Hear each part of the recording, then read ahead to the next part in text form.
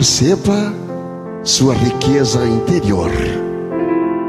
Diga conscientemente: tenho um tesouro dentro de mim. Ele é inesgotável. Sinto-o.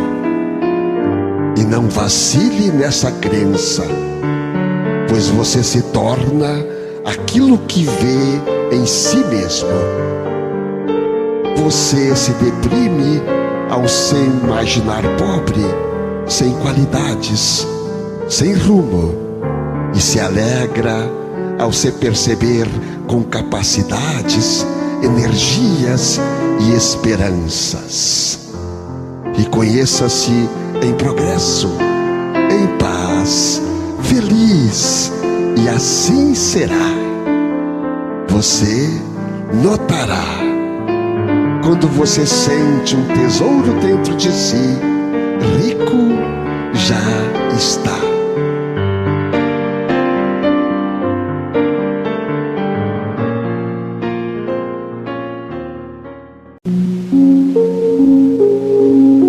Senhoras e senhores, muito bom dia. Iniciamos neste momento o programa Diálogo Espírita, a doutrina espírita passada limpo. Convidamos o irmão Jussi Severo para fazer a prece de abertura. Então, queridos amigos, queridos ouvintes, mais um sol sobe no horizonte de nossas vidas. Um verão quente, seco, mas que possamos levantar novamente nesse início de jornada, nesse início de ano, com o coração cheio de alegria, de gratidão, de humildade, lembrando que é sempre bom levantar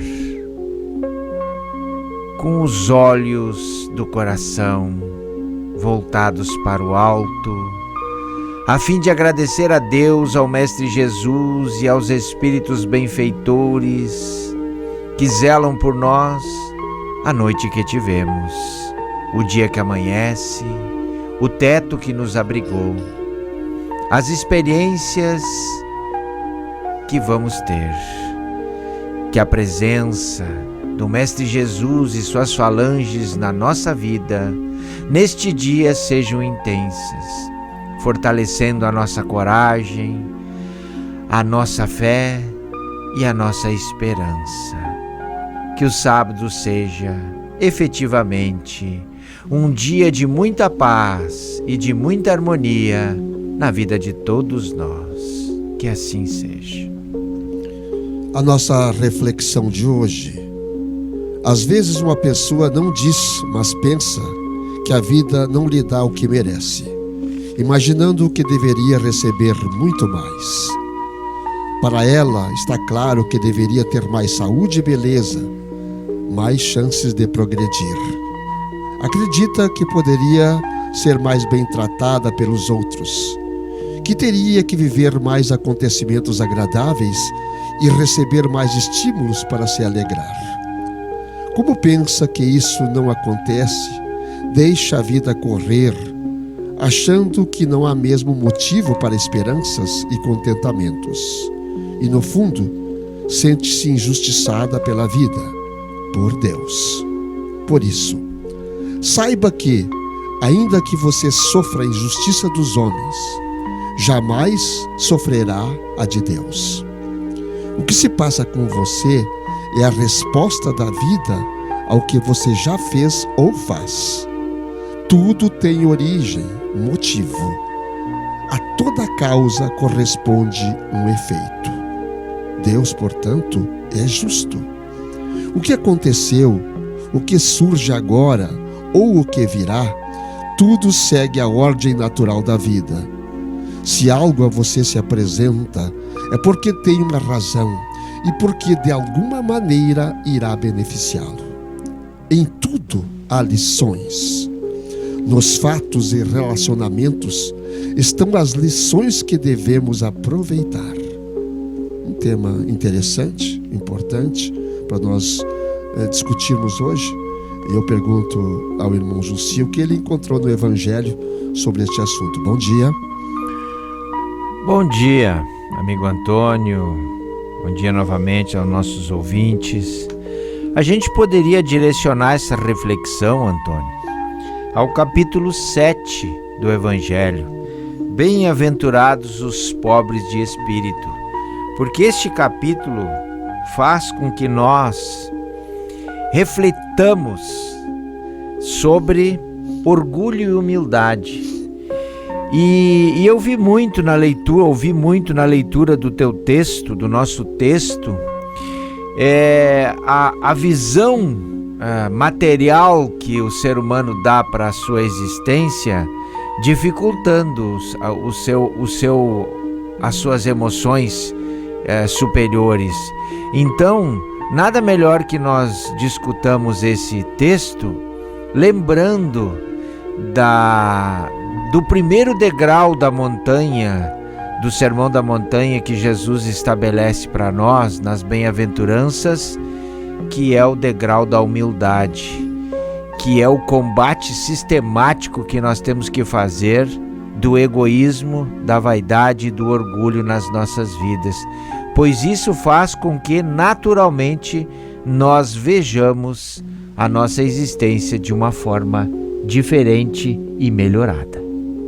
Mas por que então está escrito nesse capítulo 7, bem-aventurados os aflitos? Por que teriam que ser bem-aventurados tão somente os aflitos?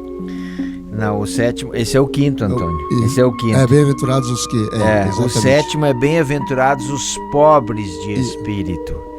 Por que bem-aventurados os pobres de espírito tem o significado que nos foi ensinado de humildade? Por quê? Porque as pessoas que têm humildade para absorver os ensinamentos que lhes são propostos, para absorver as adversidades que a vida lhe propõe, para absorver os ensinamentos que lhes são endereçados, tem melhor capacidade de compreender a vida. As pessoas que têm na sua estrutura, e todos nós temos, veja bem, a gente está numa fase que a gente não pode dizer que há pureza nesse sentido. As pessoas que têm o orgulho em demasia, a vaidade e o egoísmo, elas não estão permeáveis aos ensinamentos que são necessários a uma iluminação, a uma paz, a uma harmonia na nossa vida. Então, por isso que, vendo a vida da forma como foi proposta, ou como está inserida no texto que você leu, o que nos falta é humildade, o que nos sobra é orgulho. Paulo em Filipenses nos diz: não faças por contenda ou por vanglória, mas por humildade. Então, o que nós temos que fazer, porque o serviço de Jesus é infinito, e na sua órbita há lugar para todas as criaturas e para todas as ideias sadias em sua expressão substancial. Se na árvore divina, ou então na própria ordem divina, cada árvore produz segundo a sua espécie, no trabalho cristão, cada discípulo contribuirá conforme a sua posição evolutiva. Quer dizer que ainda nós temos aqui no planeta Terra seres ainda no início, talvez, ou com a sua última chance, porque ainda se parece mais como os animais, se parece mais como os trogloditas. Ainda temos no planeta Terra seres desse naipe. Nós temos uma diversidade de comportamentos e de vivências que compõem esse caldo que nós chamamos de planeta de expiação e provas. Então, nele estão presentes espíritos ainda com iniciativas do campo do primitivismo, do uso com muita intensidade, com muita frequência daqueles atributos do reino anterior que o nosso princípio inteligente estagiou, e já temos no planeta espíritos com uma atitude elevada, com mais virtudes na sua estrutura espiritual do que defeitos. Mas é típico de um planeta que nem o nosso. É evidentemente que o estágio que nós nos encontramos se sobrepõe, tem em supremacia, tem em vantagem bastante significativa muito mais espíritos inferiores do que espíritos elevados. E constatando isso, ou confirmando isso, ou querendo confirmar isso diante da nossa realidade existencial, basta ver o que campeia na humanidade. Muito sofrimento, muita angústia, muita dor, muita doença, muita violência. E isso é típico de um espírito inferior. E isso é típico de alguém que ainda não se desprendeu do seu primitivismo, Antônio. Então, mas o estágio está no fim. Então, há uma mudança, então, prevista, talvez para não tanto tempo assim, desse estágio terráqueo, em que mudaremos. Estamos praticamente no final do ciclo dos 25 mil anos, né? Falta, 900 e poucos anos, de repente, para terminar esse ciclo dos 25 mil anos, em que haverá uma grande mudança cíclica terrena, de acordo com os estudos geológicos, inclusive. E nesse sentido, as pessoas precisam começar a entender que tudo segue. Mas é importante que se diga também, em cima de tudo que nós já falamos, que há um comando geral no universo. E além do grande universo, há um comando geral no planeta. O Cristo planetário não deixou esse comando. Claro que ele nos deixou o livre-arbítrio, sim, mas até esse livre-arbítrio é limitado. Ele não é completo, pode fazer tudo, porque no momento em que se vê que não tem mais jeito, se retira o ser. Se retira simplesmente assim. É um ataque do coração, é um acidente, é qualquer coisa desse tipo, para que este ser imortal que ele volte para um novo estágio, para poder de novo se inteirar e interagir na realidade que ele precisa ter. Porque às vezes ele vem para cá com tantas boas intenções, e quando chega aqui no planeta ele vê tanta adversidade, tantas coisas negativas, que ele esquece daquilo que ele veio fazer aqui na Terra. E todos nós viemos para a Terra com grandes intenções, porque somos a imagem e semelhança do Pai. A Terra pode ser vista nesse contexto como um pequeno bairro pobre e sem condições ideais de uma vida perfeita, de uma grande cidade, onde, no caso da Terra, a engenharia sideral, sob o comando de Jesus, atua através dos seus benfeitores, nos estimulando para que nós próprios encontremos as soluções para sanear esse bairro pobre e torná-lo um bairro semelhante aos demais bairros desta grande cidade, né? Como um governante de um grande município que trabalha suas estruturas administrativas para melhorar determinado bairro de sua cidade. Então não há descontrole.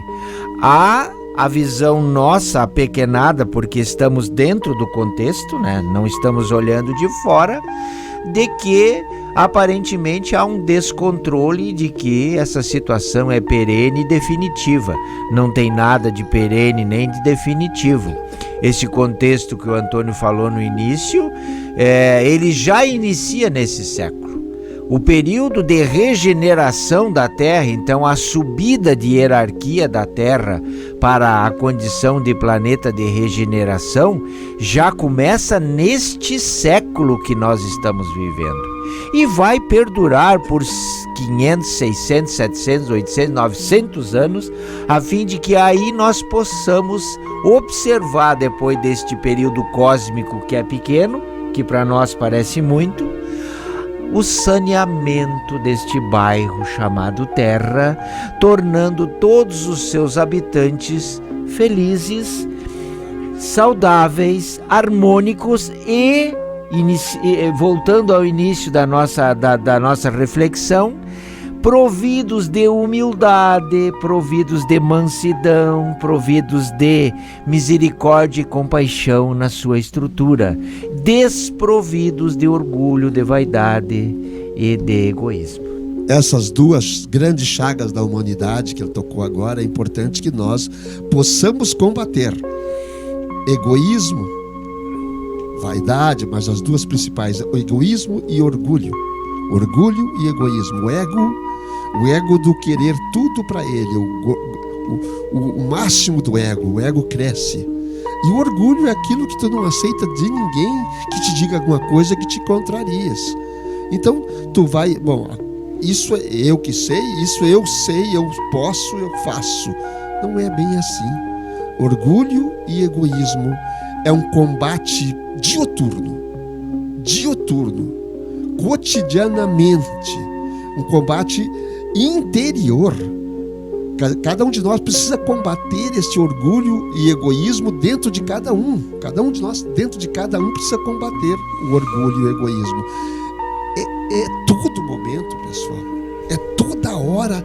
Isso nos vem à prova.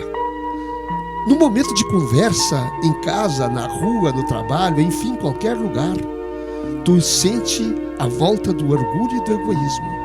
Quando tu te sentes ofendido, por exemplo, o que é ferido naquele momento? O orgulho.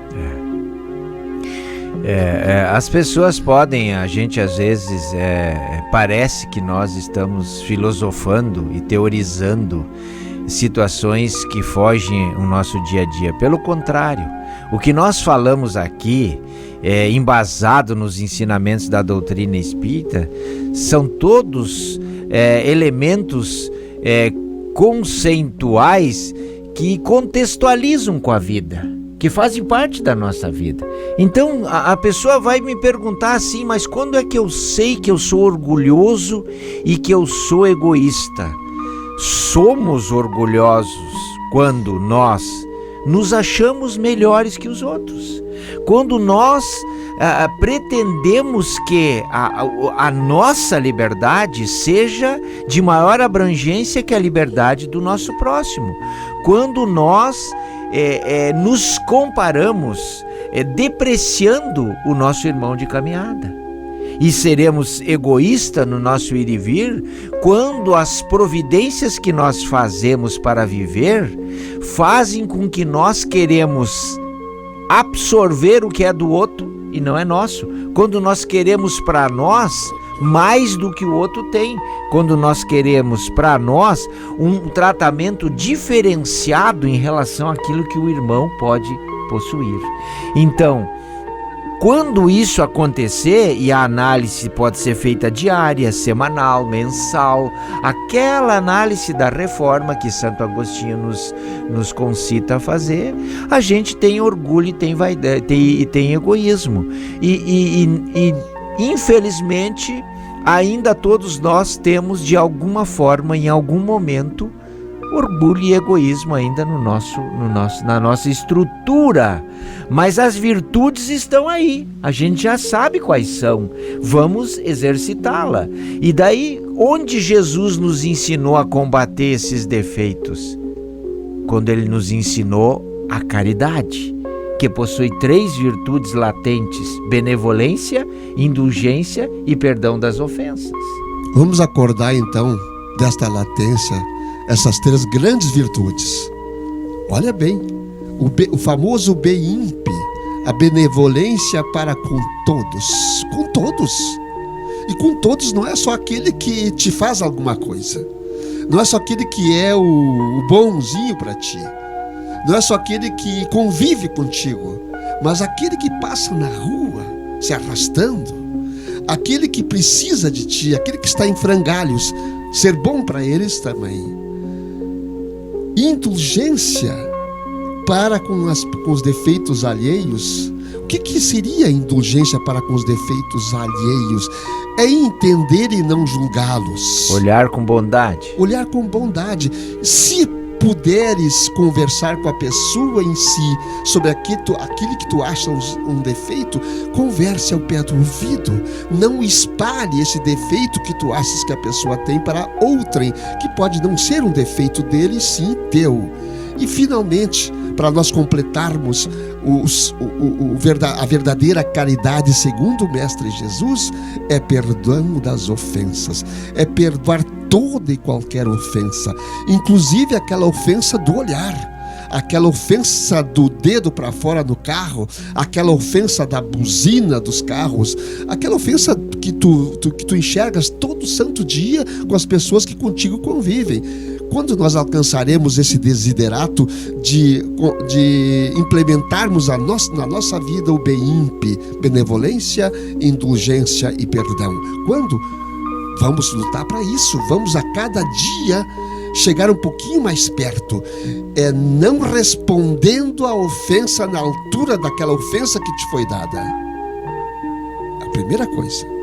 Emmanuel, o nosso querido benfeitor, que foi o guia do nosso amado Chico Xavier, interpretando esta divisa que o Espiritismo adotou e que Jesus nos ensina, fora da caridade não há salvação, interpreta o conceito de salvação como iluminação de si mesmo. Então, fora da caridade não há salvação, a salvação implica na iluminação de nós mesmos.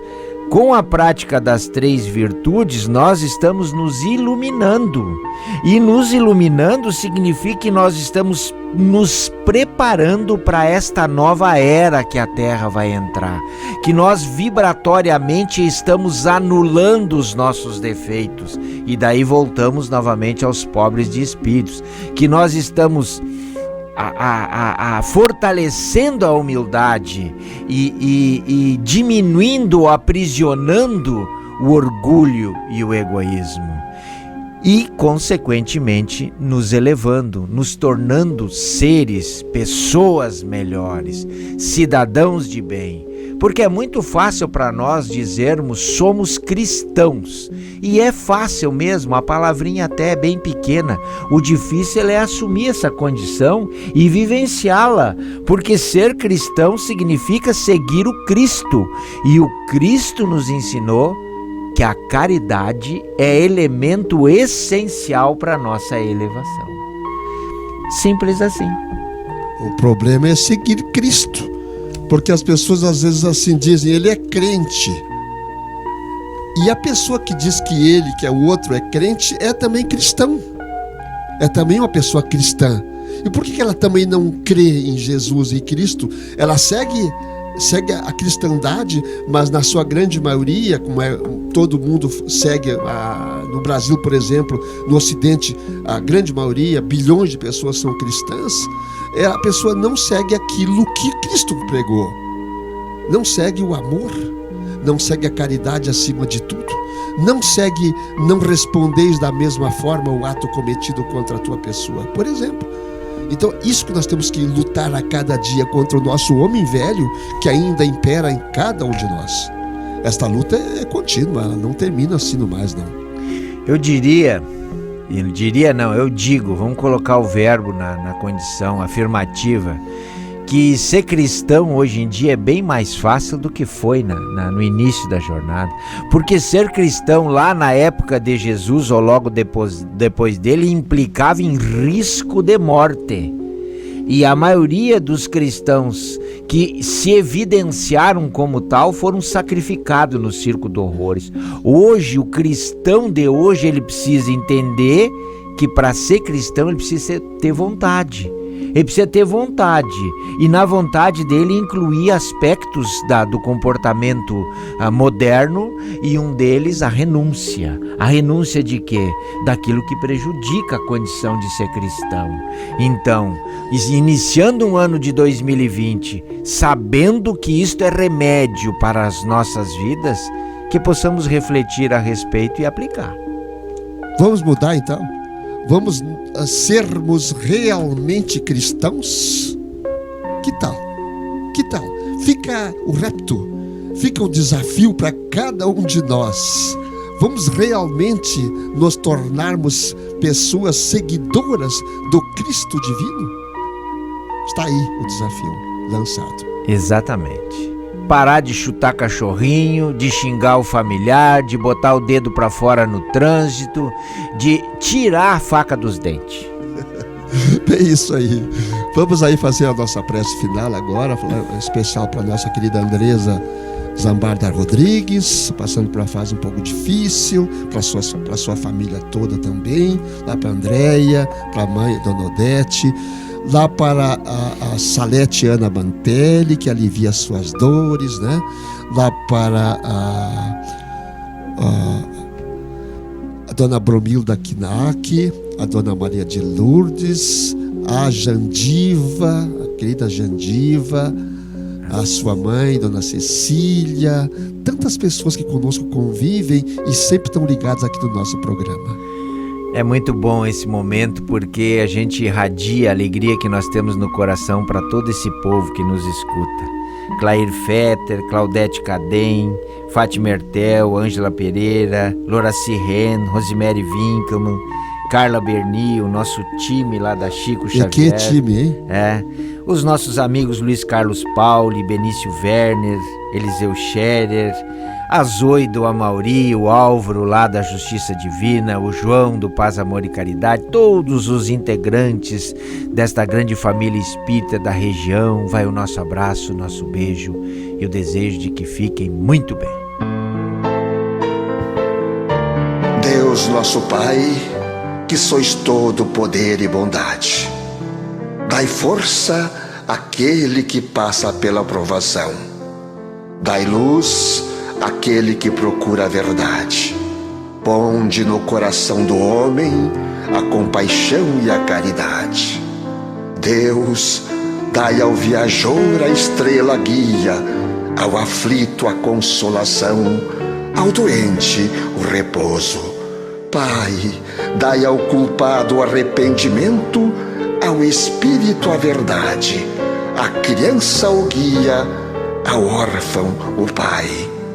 Senhor, que a vossa bondade se estenda sobre tudo que criastes. Piedade, Senhor, para aqueles que vós não conhecem, esperança para aqueles que sofrem. Que a vossa bondade permita aos Espíritos Consoladores derramarem por toda parte a paz, a esperança e a fé. Deus, um raio, uma faísca do vosso amor pode abrasar a terra. Deixa-nos beber nas fontes dessa bondade fecunda e infinita, e todas as lágrimas secarão, todas as dores acalmar-se-ão. Um só coração, um só pensamento subirá até vós, como um grito de reconhecimento e amor. Como Moisés sobre a montanha, nós vos esperamos com os braços abertos. Ó poder, ó bondade, ó beleza, ó perfeição. E queremos de alguma sorte alcançar a vossa misericórdia.